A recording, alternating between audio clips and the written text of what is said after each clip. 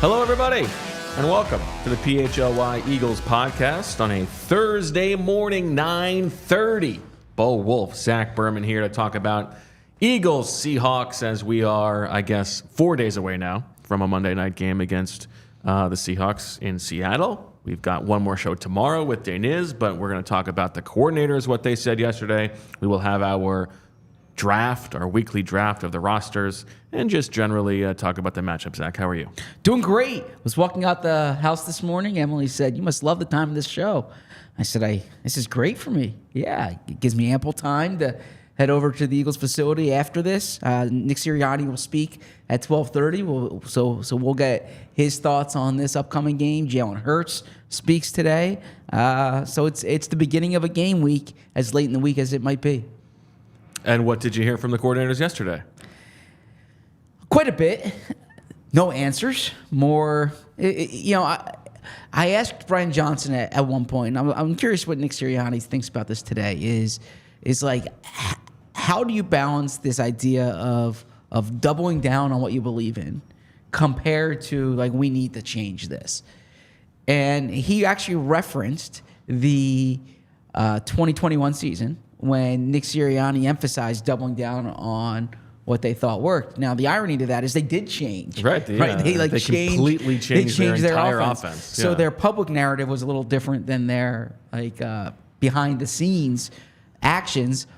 Although Nick Sirianni stuck to core beliefs, he didn't change that part. Yeah, I think when he says doubling down on the things that you believe in, it's more about those intangible things, those culture things, right? Exactly. He's I would imagine open to changing things, like game plan wise. Yeah, and Sean Desai said what we all know, that third downs have been a problem, and it's not good enough. An explanation for that? Yeah, so I asked about the disparity in sacks on first and second down compared to third down, and Sean said there's a handful of things you look at, the how quickly they're getting rid of the ball. Rush and cover kind of goes together there. But he said that's a good Which the numbers do not bear that out. It is not like defense or opposing offenses are getting rid of the ball much quicker against the Eagles than they are against other teams. And there are a lot of the excuse narratives that are coming from the building that are just not factually correct. No, it's like, oh, well, you got to get in third and long. Well, guess what? Yeah. You stink in third and long. Yeah, good point. And I think back to something that Sheil Kapati often said, which was when players and coaches say, well, the other team gets paid too. Well, you also get paid. You get paid to stop it, right? So I hear you there. I thought that there was accountability, but there weren't concrete answers. Now, obviously, they're not going to get up there and say, we're going to change X, Y, and Z.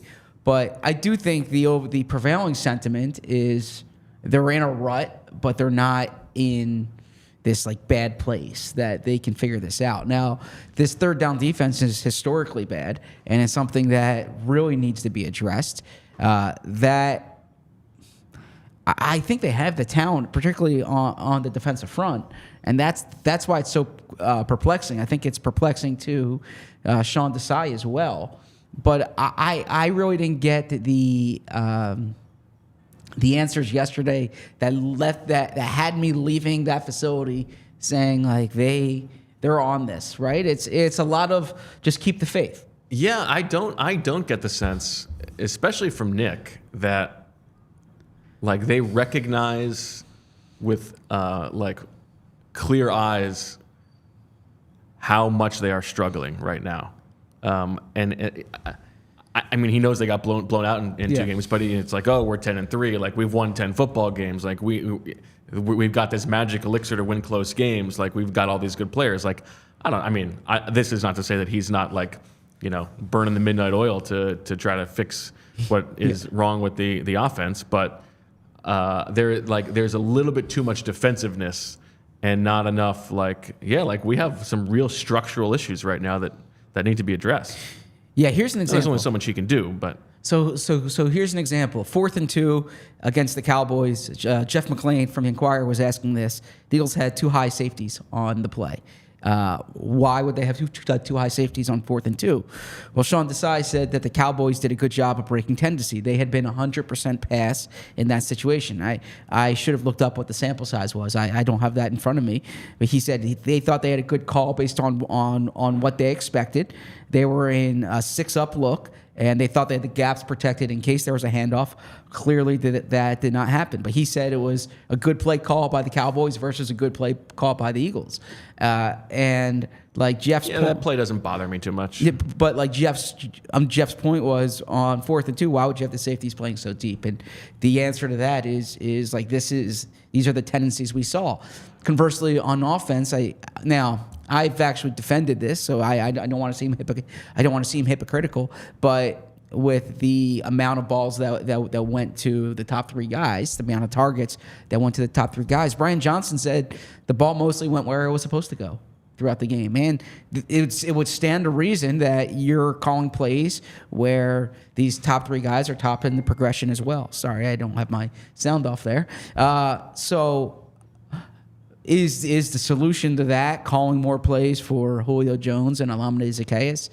I don't want to say that, but I do wonder if if the ball was forced in on certain plays in the progressions or not. That's but Brian Johnson. Yeah, I would stick with what I said yesterday. It's the lack of the running back that is bothering me a little bit. Yeah. And then by the way, I don't want to dismiss Michael Clay from this. And I think that Michael Clay is a good gut check for like the Brian Johnson criticism. Now, the stakes are a little bit different. Sure. Like Brian Johnson was taking over a team that just went to the Super Bowl and has expectations to go again, and so there is a bit of a need for immediacy. But 2 years ago, last year, there are people like calling for Michael Clay's job when he was hired as a 29-year-old. Like the idea that he would grow into this role, and he still does not have a ton of resource investment into that group. It is still a very young group, and they have been outstanding. Yes, you're right. And a bulk of the discussion was about that fake punt, which was well-timed, well-executed. He gave credit to Braden Mann and OZ on that play. Now, Mann did that against the Jets. With the Jets against the Browns last year. Actually had 2 fake punts. So they knew the type of athlete he was when they brought him in. And they had that play in, and they were kind of waiting for the right opportunity. He gave a lot of credit to Zaccheaus. There was actually a good question about like OZ being there when he's not typically there, and if that was a tell. And Michael Clay had a good answer. They've put OZ in there in different times this year. The Rams game, for instance. So it wasn't completely abnormal. So it's not a tell there. That kind of goes to the depth of how they think about it. And yeah, it was well executed. Now we spent a lot of time last week talking about Christian Ellis, who took the most snaps on special teams going into that game. Michael Clay mentioned Ben Van Sumeren as a guy who like kind of steps into that Ellis role. Now the snaps for Van Sumeren weren't different than they were the week before. He was already a core guy. So if you look at the playing time distribution, the player whose playing time on special teams really took a jump was Jack Stoll. Now, there are 2 factors there. Number 1, Christian Ellis being waived, and number 2, Dallas Goedert returning.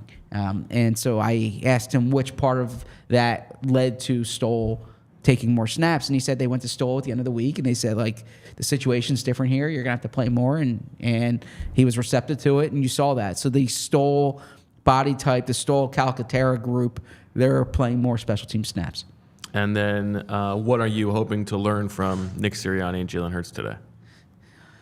Well, Jalen Hurts, I'm curious to hear what he has to say about ball security because it was not lost on me. And I do want to paint the picture here. Sometimes I take for granted that we talk about this all the time, but you, our audience, you're not there in the Eagles auditorium. So you don't see kind of what Bo and I have seen, which is literally Brian Johnson and Nick Sirianni and Jalen Hurts speak under this huge banner in the facility, in the auditorium. Joe?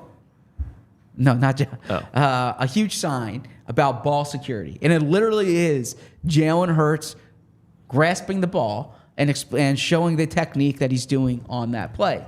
Now, so I do believe when Nick Sirianni says and Brian Johnson says that they emphasize this. Like they don't need to emphasize this more. And they have these drills during the week that Jamal Singleton does. Like we've seen it, and we see them during training camp pounding the ball loose. Now Nick Sirianni said that maybe they have to work on falling to the ground with Hurts because that's like an unnatural thing. But this isn't a lack of emphasis. So it's like he's walking around the Novacare complex and people start just pushing him over. Yeah. You got to be careful there, right? But that's kind of the. So I did ask that. How do you fix something that you already emphasize You should so do much? that when he leaves the podium today. You should try to push him over and see what happens. Sure, he would love that. Right? I would love to see his reaction to that. Yeah. The Eagles would like call. I'd have the SWAT team come over. Dom would forcibly remove me from the building. But that is so. They said there's always things you can do, but you keep kind of doubling down and emphasizing what you know to be true. Jalen Hurts he fumbles a lot. He fumbled in the Super Bowl last year. Sure did. Right? I mean, so this is not something to dismiss. Like 7 consecutive games, and I was watching back on the show yesterday when we were speaking about Sirianni's comments, and I thought you framed it well. Like this idea that quarterbacks fumbles can be overstated because they're credited for the exchange. Like that's only a small part of Jalen's fumbles. It's a bit of a red herring from Sirianni. Exactly. So what else am I interested in hearing from Nick today? Well, certainly I am curious about Reed Blankenship's progression in the concussion protocol, which Nick tends to not discuss the concussion protocol stuff at all. Anything about that. But we'll see the practice report today. If Blankenship's limited, for instance, it means that he's progressing. If he's out, it means he could still be progressing, but he still hasn't passed through early stages of the protocol. And then I have a few questions about like big picture things, and then some matchup specific stuff. Later in the week, I am curious what consideration they pay to staying out west in between these two games. Now, obviously, I don't want to say the point's moot, but it's less significant with the change in schedule to the Monday night game. There's more days in between. But this is, they got back late on Tuesday morning, Monday morning, and now they turn around and have their longest trip of the year to Seattle. So there is a lot on these guys' bodies. But no, is there anything that you think I should make sure to push Sirianni on? Nothing that comes to mind. Okay. Also, knowing what kind of answers he's going to give was my other question was for Desai was he asked about why the blitzing is so bad? Not specifically. No, that would have been a good question there. He was not asked specifically about the ineffective blitzing. He did say that so they blitz right into some runs and missed tackles or they misfit there. But he did not say it was bad because of that. Okay. I think the tackling is probably a good indication of, like, if we're trying to find things that show that they are actually tired. The pass rush is one of them, the declining effectiveness of the pass rush. But I also think the decline in their, or the rise of their missed tackles recently is a good indication of tired legs, maybe. That's a good point. And tackling tends to show that. From a general perspective, I understand maybe this is like the way they're coached to give public responses, but if a player has something like remotely critical to say after a game, their response tends to be like, well, they were real emotional after a loss. Sure. Maybe they weren't emotional after a loss. Maybe like they're just calling it like they see it, And I think that sometimes it pays not to be dismissive, and it pays to.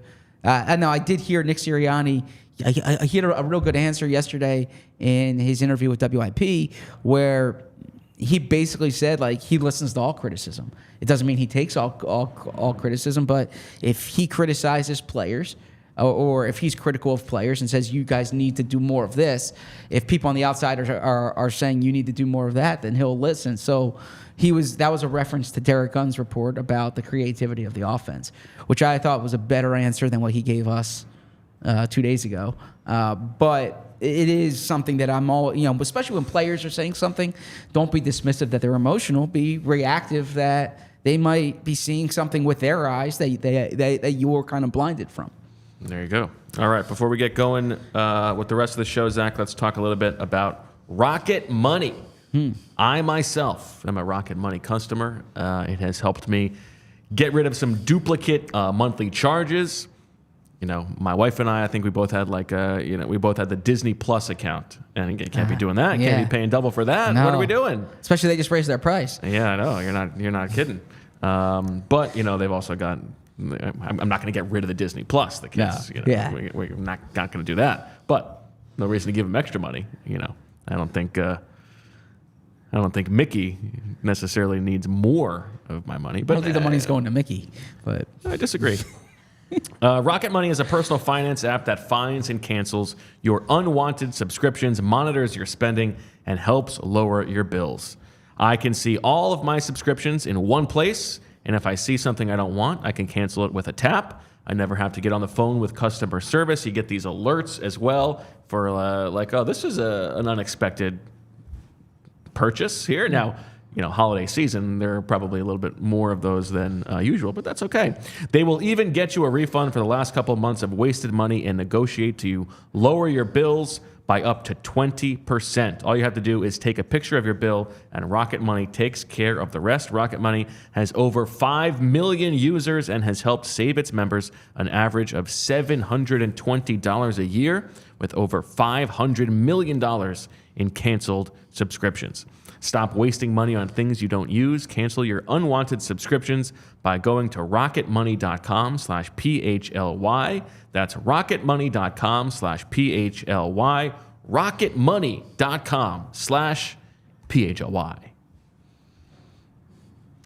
And let me pull this up here Sorry, I thought you were prepping that whole time for Wheelhouse. I thought we were on the same page. We were. We've been doing this for a while. I thought you were ready to pick it up. I was thinking actually about some of the things that Rocket Money can help me with there. Oh, okay. Yeah, because I am a sucker for signing up to. You know what else I had? I realized that I had 2 subscriptions to White Pages. Okay. For myself. One from my personal email and one from my old work email. I had to cancel one of those. Yeah. I had a newspapers.com charge that just went through the credit card this week, and I was like, I was supposed to remind myself. Yeah. you know what I'm saying? Oh, the rate bump. Yes. That kind of thing. Yeah. But you know where if you're in the mood for good gifts this holiday season, we all are. Wheelhouse is our go-to sports card gift and apparel shop in the Delaware Valley. I shop there with my son. I buy myself stuff there because their motto is cards and community, because love of sports unites us all. They carry all of your favorite card brands like Topps, Chrome Baseball, and Mosaic Football, as well as t-shirts, hats, and hoodies from brands like Mitchell & Ness, 47 Brand, Junk Food, Starter, and Shy Vintage Sports. If you're looking to grade your sports card collection, Wheelhouse offers PSA grading submissions. They also host tons of different family-friendly events and birthday parties every single month. If you stop in to either of their stores in Wayne or Westchester, you're bound to see me in their Wayne location. They're open 7 days per week at 11 a.m. If you use code PHLY, you'll get $10 off any purchase of $25 or more in store. They have great attire there. I recommend that. Also, be sure to give them a follow on Instagram at Wheelhouse Cards, and I'm also following them on Twitter now. So make sure you check out Wheelhouse Cards. I mean, the ultimate stamp of approval that Zach is following them on Twitter.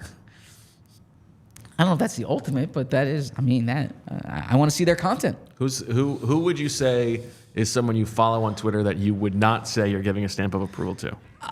There's a lot of players from the 2010 and 2011 Giants who come across my feed, and I'm like, Oh, that was an undrafted rookie back in 2010. And you don't have the heart to unfollow. Yeah, I don't have the heart to unfollow. But it's actually nice to see what they're doing. Like, he's an undrafted rookie. He never played after, like, I covered the Giants for 18 months. And I was there longer than these guys were, some of them. And these poor guys, you're saying, one, that you don't give them your stamp of approval. Now you're belittling their professional careers. No, because they've moved on to nice careers elsewhere, and you see them either coaching or selling cars or doing XYZ. So it's always nice to see, right? But the point is that it doesn't necessarily help me with my Eagles coverage. So why not unfollow? I feel like that's a rude thing to do, you know? Yeah? Yeah. I mean... You think they're going to notice? Well, it's not that they'll notice, but I'm deliberately taking the time not to get there. Like, it's nice to see. But then why not just follow everybody in the world? Well, that would it's rude not to follow. That would really clog my timeline. So. Well, I mean, then that's rude. I don't know. But where's the middle ground here? Yeah, I mean, look, and I can say the same about Eagles from those early, like the 2012, 2013, 2014 Eagles. You follow someone. They move on. You kind of, move on to different jobs, but stay on the same beat. And so I get a lot of updates from those early time guys I cover that I probably don't necessarily need. Give me a recent update you got.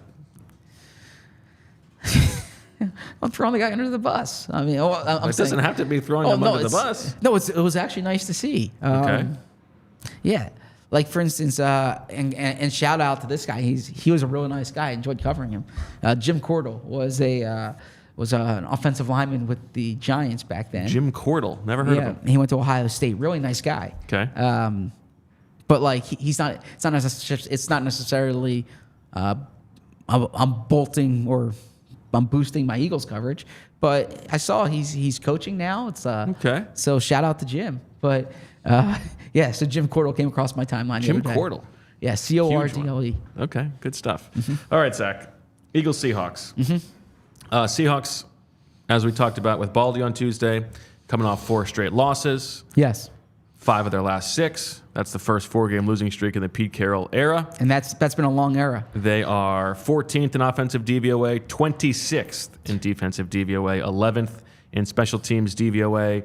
They were without Geno Smith last week. Drew Lock at the helm. Sounds like there's a good chance that Geno Smith is back. We'll presume that just for the sake of the show, Geno but Smith. It's not. Isn't that what I said? I said Jalen Smith, it sounded like. I'm pretty sure I said Geno Smith. Okay. But I appreciate you grinding the show to a screeching halt. Okay, go on. No, I don't remember what I was going to say. You can take it from here. No, you're saying... Go ahead, take the wheel. You're pretty sure Geno Smith was coming back. Okay, yeah, and what next? What would you like to talk about? Well, so the Geno Smith versus Drew Lock thing here. Who would you rather see, Geno Smith or Drew Lock? Who would I rather see? The good quarterback, the better quarterback. Okay. I mean, the guy who was their starter, who is a solidly average starting NFL quarterback. Now, Drew Lock actually played a solid game. Among 13 quarterbacks that start against the 49ers this year, Drew Lock's EPA per dropback ranked 6th, 8.7 yards per attempt, ranked second only behind Joe Burrow. Okay. So would you rather face... No, I would... I don't think... Look, by the way, people are saying I'm correct here. Okay? Well, that's because you put it in their head. I know what I said from what was going on in my brain. Okay. Bo said Jalen, says one guy. You said Jalen. Okay. I mean, you guys are all wrong. You can leave. Julia says she didn't hear Jalen. Okay. All right. Geno and Jalen. Maybe I fumbled. Maybe I sort of like muttered, but I didn't say Jalen. Okay. All right. Should we stop the show and replay it? No. Do we have that capability? No. All right. Let's keep rolling here. So, Geno Smith. What were you also? gonna say? There was just one person saying it over and over again. It's not multiple people saying that. No. 2 people said it. 3 people, right? 4 people. No, 3 people. Okay. All right. What were you telling me about Geno Smith? I don't remember. He's probably going to play in this game. Yes. Okay. Geno Smith, who's had a career renaissance with the Seahawks, and has weapons at his disposal. I find this, and I think we talked about this last year when he was named Comeback Player of the Year. The idea that this is like a renaissance, or this is not this is just the naissance. He's not coming back from anything. There's no re. Yeah, like he was just a non-entity for so long, and he wasn't that good as when he did have a chance with the Jets. This is the best he's ever been. Well, people were writing him off, and he didn't write back. That's right. But it is an interesting career arc. By the way, wonder if there are people, reporters who covered the Jets 10 years ago who are getting IK and Impali updates. Maybe so. All those years later. Great reference. I remember that day vividly. Geno Smith, actually, he was poised to have a good year with the Jets that season. Todd Bowles was head coach, and boom, punched in the jaw. Boom. Actually, the interesting Eagles angle to Geno Smith, before we get into like the nitty gritty of the Seahawks, is Jeffrey Lurie actually took a scouting visit to West Virginia. Oh, that's right. To see Jeffrey. Matt says, I went back and listened. He definitely said Geno. Okay, well then I stand corrected. Okay, I'm looking forward to going back and listening to this as well. Okay. It was that important to interrupt the show about? Yes. That precedent has already been set for this episode. Okay, so Jeffrey Lurie went down to Morgantown for a workout with Geno Sounds like Smith. a song. And I remember asking him about it. Went down to Morgantown, was looking for a quarterback to draft. And he said it was one of the 3 states at the time that he had not visited. And so it was a chance to check Have that you followed up on this? Well, has he gotten to all 50? Interestingly, okay, one of those states that he hadn't visited was North Dakota, which he checked off 3 years later when he went to the Carson Wentz visit. So do you know what the other one is? Here, let me look this up, actually. I feel like he must have knocked it off by now. If he had gotten to 49 in North Dakota, he must have felt like, let me close this loop. If you make your Geno Smith point, I will look this up really quick. Okay. I don't have a Geno Smith point, but I can talk about something else. I think that that this is the other thing we talked about with Baldy. From a matchup standpoint, the Seahawks wide receivers is a concern for the Eagles. DK Metcalf, I remember that 2020 game as the game that made me think like, wow, that Darius Slay trade was not worth it. And it was, I think, his worst game as an Eagle.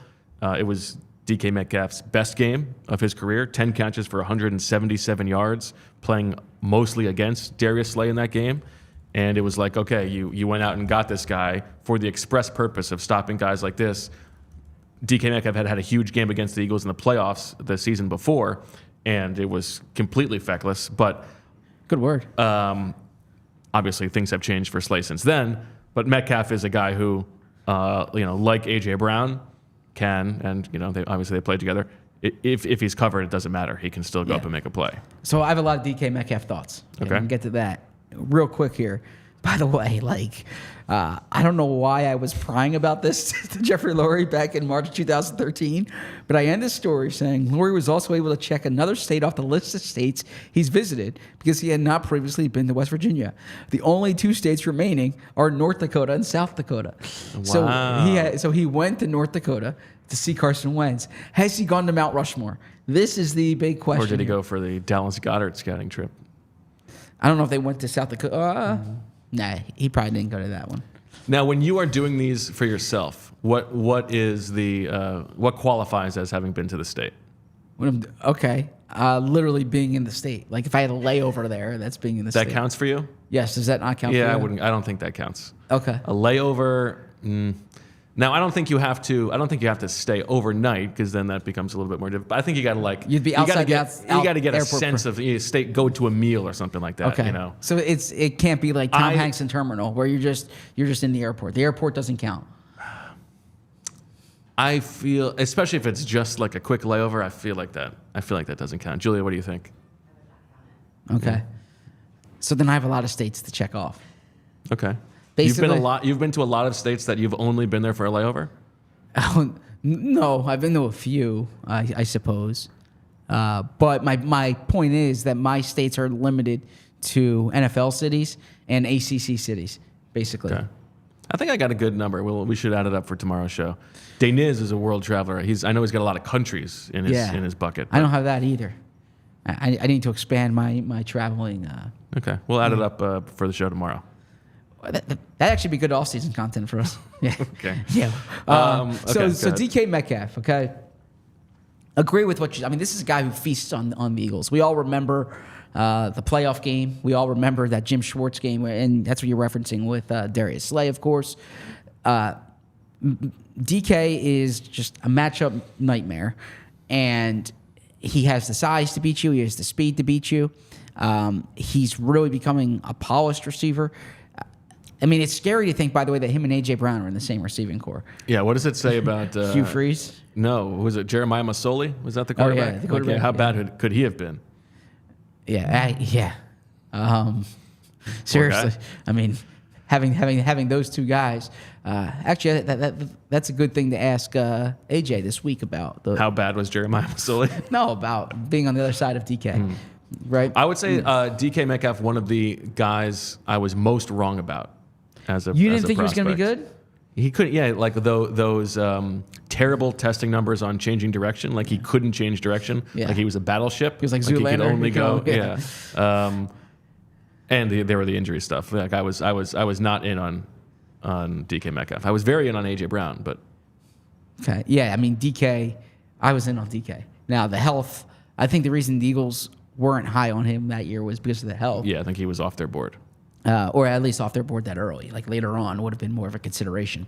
The neck. So a few things to say about DK and the Seahawks receiving core. Okay, Tyler Lockett, Sean Desai said yesterday, thinks is like one of the more underrated receivers in the NFL. He talked about just his ability to get open, his route running, his catch radius for someone that size.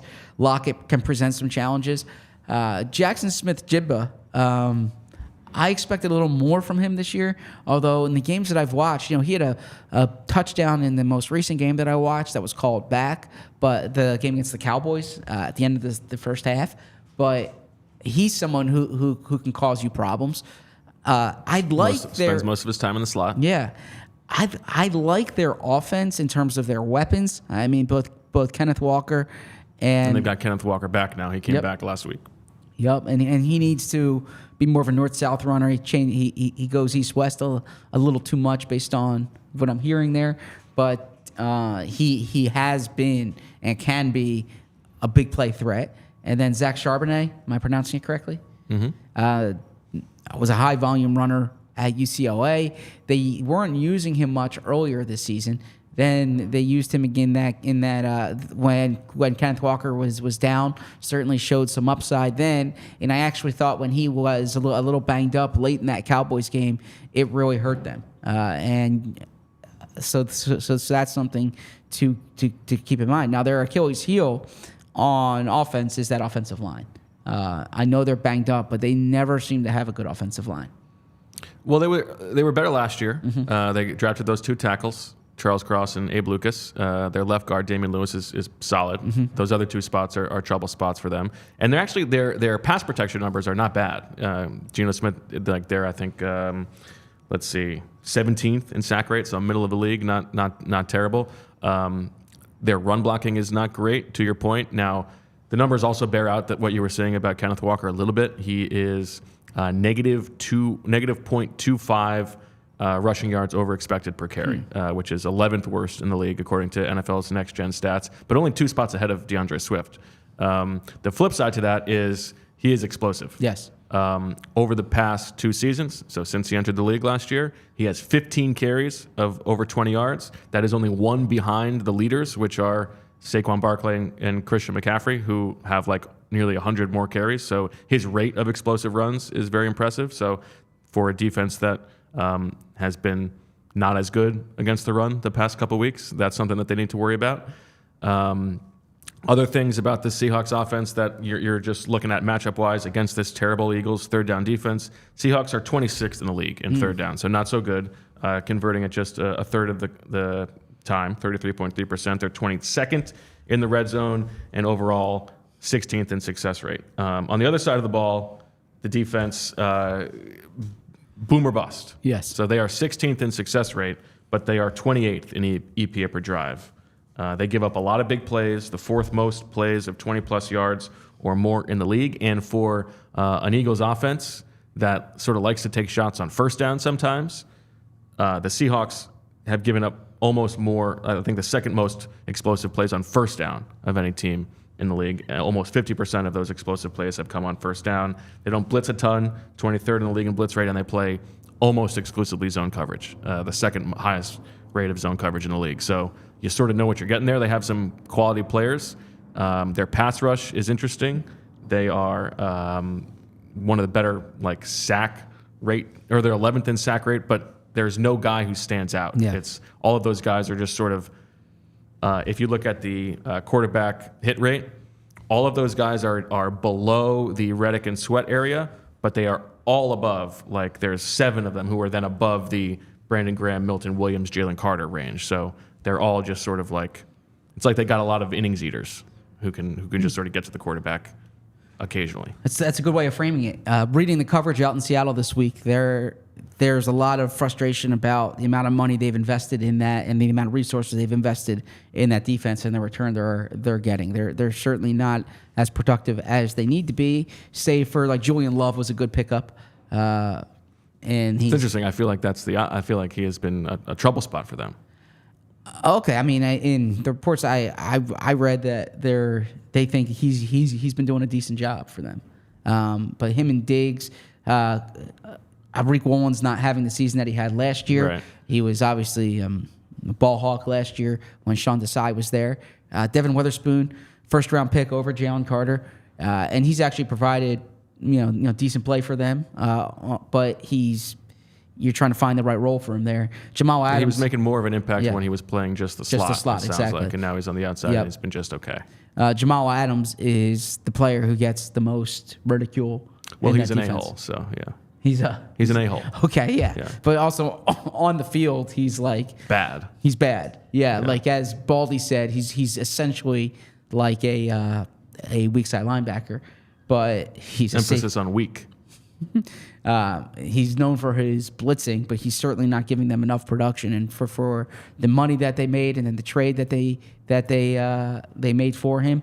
I'm sorry, the money that they paid and the trade they made for him really been a problem spot. And that's someone who you can try to isolate in coverage and you can take advantage of. So that's something I would watch for the Eagles. The Seahawks made the trade for Leonard Williams. They paid Draymond Jones money. They brought Bobby Wagner back this year. They've invested draft picks in that group in your Boy Mofa or Boy Mof, Boy Mofe. I think you got both one. I think you got both names wrong. Boye Mofe. Boye Mo. Sorry, can you help me with this? Or are you just Boye Mafe. Boye Mafe, thank you. Boye Mafe. And what I remember well about Boye Mafe is you and I had some debate about this. When we did our Eagles targets, you wanted to include him. And I'm like, this was early in the draft, first round that year, right? I don't remember this. You don't remember this. And I was like, why is Boye Mafe on the list? And you were arguing why Boye Mafe should be on that list. I'm sorry that I haven't categorized these disagreements on who have been on these lists. Okay. But Boye Mafe was... In your mind, who was correct there? We both were, because he was drafted in the second round, and the Eagles had the 20th overall pick, or no, they had 18 that year, right? 18, 19. And the Seahawks were drafting fairly high, so it makes sense to me. Okay. We both were. He wasn't a first-round target. I'd like to clip the pronunciations of Boye Mafe there. That would be fun. I would rather not. That was embarrassing on my end. But if you just look, I mean, a lot of first and second-round picks on this defense, and they're not getting the ROI that you would want there. And they are like the Eagles' defensive line. Yeah, they are fairly vulnerable. So I think this could be a potential get-right game for the Eagles' offense. All right, Zach. Buying tickets to your favorite events shouldn't be stressful. Game Time is the fast and easy way to buy tickets for all the sports, music, comedy, and theater near you. With killer deals on last-minute tickets and their best price guarantee, you can stop stressing over the tickets and start getting hyped for the fun you'll have. They've got flash deals and last-minute tickets, easy to find and buy tickets for every kind of event in your area, images of seat views, lowest price guarantee, event cancellation protection, job loss protection, and more. It's the fastest-growing ticketing app in the country for a reason. You can buy tickets in a matter of seconds. 2 taps. Just 2 taps and you're set. Tickets are sent directly to your phone, so you never have to dig through your email. Tickets make great holiday gifts. Snag the tickets without the stress with Game Time. Download the Game Time app, create an account, and use code PHLY for $20 off your first purchase. Terms apply. Again, create an account and redeem with code PHLY for $20 off. Download Game Time today. Last-minute tickets, lowest price guaranteed. By the way, YTube asks us, who's the most underrated Eagle of the modern era?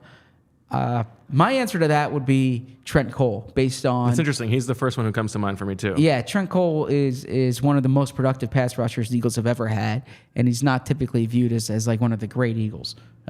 He was in that in-between era, like, the late Andy Reid era where they didn't go to the championship games all the time. It wasn't those great Jim Johnson defenses. But his sack numbers are prolific.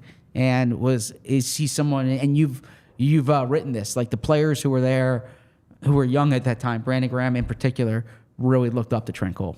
And Fletcher Cox, he talked about that one with us a couple weeks ago. How about from the Doug Peterson era? Who would you say is the most underrated Eagle? Well, I think Nelson Aguilar is underrated relative to his production. Okay. I think Brandon Brooks is properly rated. Oh, that's a good one, yeah. But Brandon Brooks was like the best player at his position for a 2-year, 3-year period there.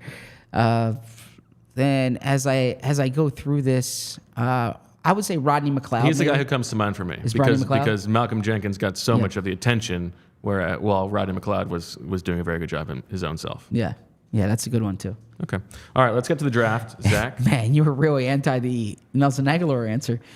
Does 60 catches mean anything anymore? No, it has never meant anything. Let's do rock, paper, scissors. You ready? I'm ready for this, yes. Rock, paper, scissors, shoot. You've been doing your tape. You've been studying. No, I haven't. I promise you that I have not. 1-0, my scissors beats your paper. Because that is, as Sean Desai would say, is a trend breaker. Okay, Zach, I promise you that I have never, ever, walking out of this studio, ever given the rock, paper, scissors shoots between you and I a second thought. That is the first time you've gone rock. I didn't go rock. I went scissors. I'm sorry. That was the first time you went scissors. Do you have this all plotted out? No. No, I just...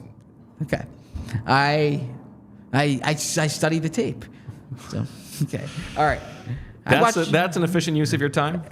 Probably not, but I watch all our shows back. There are things I need to do better today. By the way, what's going to keep me up is the pronunciation. So okay, you ready? That was bad. Okay. Rock, paper, scissors, shoot. Rock, paper, scissors, shoot. My rock beats your scissors. Okay. All right. I have the first pick. Mm-hmm.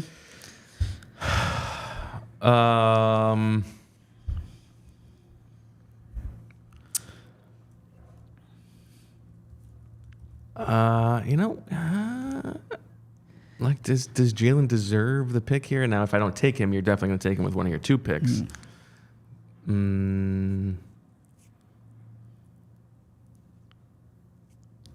Yeah, I guess I'll take Jalen Hurts. I don't love that. I think there's a bigger discrepancy somewhere else, but I will take Jalen Hurts. Geno Smith, for the record, 15th in EPA per dropback on the season, 12th in success rate. His EPA stats are about the same as they were last year. His completion percentage is a little bit down, and so are his touchdown passes. That's one of the big differences. He's also running a little bit less than he did a season ago. He's 24th in scramble rate, just 7 rushing yards a game. Last year he was over 20, and he is 20th in air yards per pass attempt. So he is, in my mind, I think of Geno Smith as like a bombs away type guy who is willing to put the ball into tight windows, which I think is still true, but it's not like he's doing that on every pass. Now, before I rudely interrupted you, are you expecting Geno Smith to be the quarterback this week? Yes. Okay. And I don't know. I haven't done any reporting on it. I just am considering he was supposed to be close to a game time decision last week. They've got an extra day. I assume he's going to play. Certainly so. Okay. And overall, if I can ask you, if you were in that Seahawks building, would you keep rolling with Geno Smith next season? It would depend on what my other options were. Okay.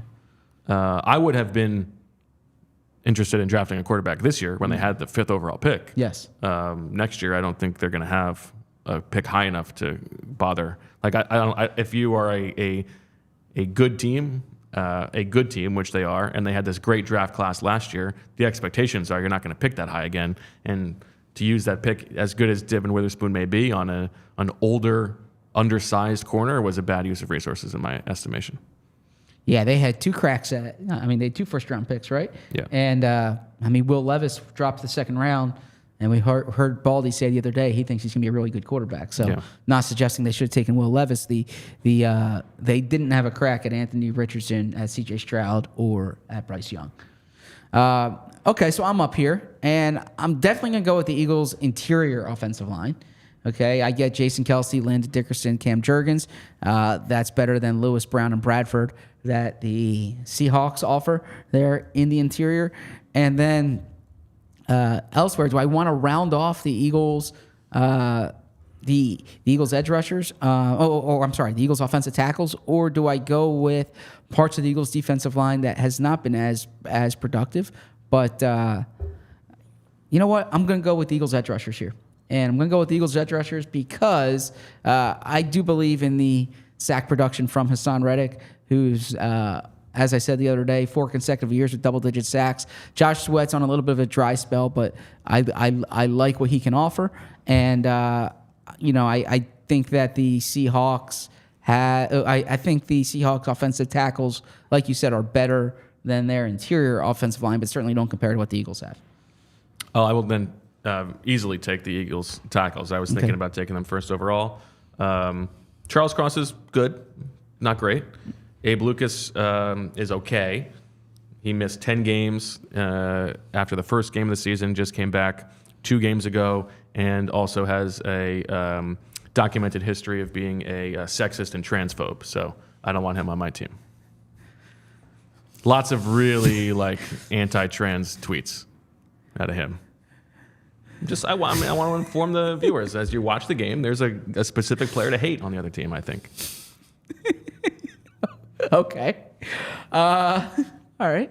So then, so where do I go here? Because the Eagles' corners are really struggling, and the Seahawks' corners aren't that much better. Seahawks have a good group of wide receivers. I will go with the Eagles' defensive tackles. I'm gonna stick to.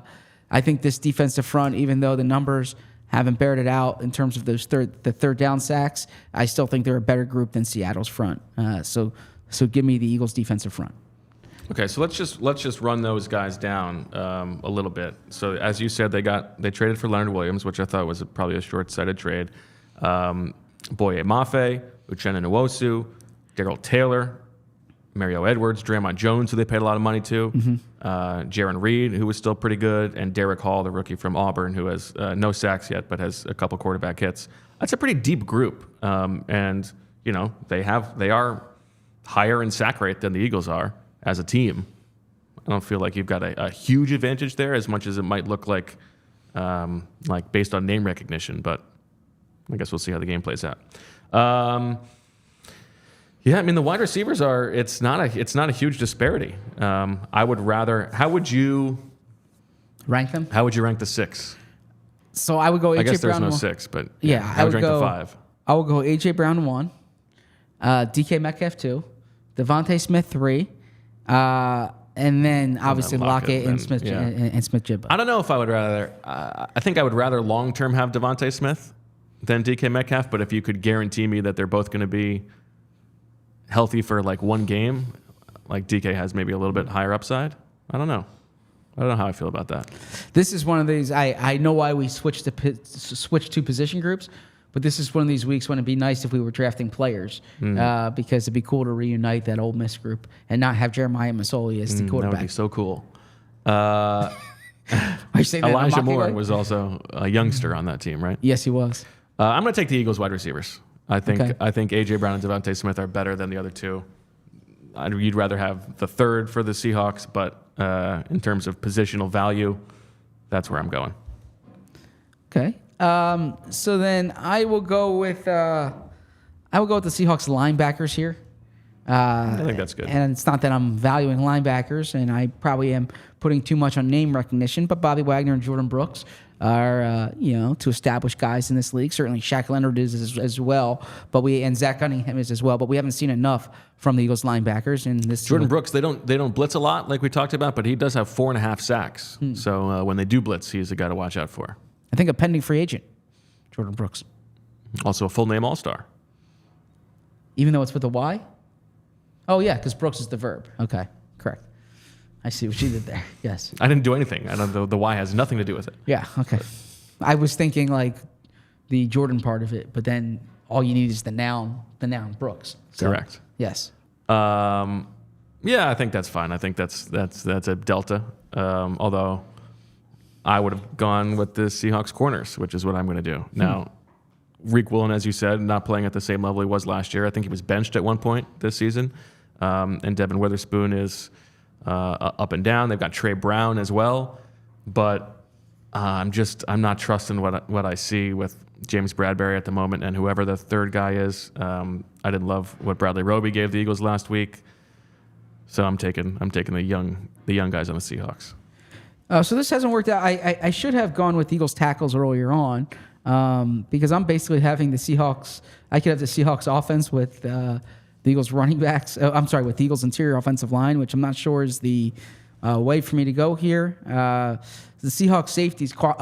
Diggs is a really good player and he's close with Slay. I'll talk to Slay about him this week. But Jamal Adams, like we said, is a bit of a he's miscast there, and he is a weakness. But certainly, you know what? I'm going to go with the Seahawks safeties here because I don't even know if Reed Blankenship's going to play. Yeah. I did like what I saw from Sidney Brown, and a friend Duffy from the Eagles website had a good package on that as well. But look, if it's Sidney Brown and Kevin Byard, I'm not sure I'm convinced on that's better than Diggs and Adams. With Julian Love. Exactly. I think that's certainly the right pick of the two. I'm going to take the Eagles tight ends. Oh, okay, that's a good one. The Seahawks have some depth, and they roll those guys. Will Dissly and Noah Fant provide something different, and Parkinson as well. But Dallas Goedert is certainly the best player on the board right now. So give me the Eagles tight ends. That's a good one there too. You've got running back and special teams left. Yeah. Seahawks have two running backs, right? They're second-round picks the past 2 years. But I'm going to go with the Eagles special teams. I like the way that Clay's group's playing. Now, you got the best punter in the league, probably Michael Dixon, on the Seahawks. But the Eagles had that fake punt. Britton Covey's looking good. And, frankly, I'm okay if I get DeAndre Swift as my back if you go with the Seahawks. So I'm going to go with the Eagles special teams. Yeah, I don't feel super strongly about this, but I will take the Seahawks just because I think Kenneth Walker and DeAndre Swift are similar players, and they've got a better number two. So I don't feel strongly about that. I think that's a good one to go last. Now let me ask you this: if we did coaching in this, which head coach would you take, and which staff would you take? I would take the Eagles. Would you take Sirianni over Carroll? Yes. Okay.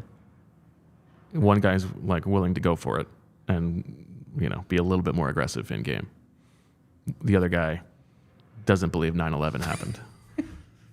I wasn't expecting you to go there. That's not true, actually. He believes it happened. He just thinks it was an inside job, and jet fuel doesn't melt steel beams. That's true. That's documented. I actually probably should have expected that when I brought up the question. I was speaking one about guy,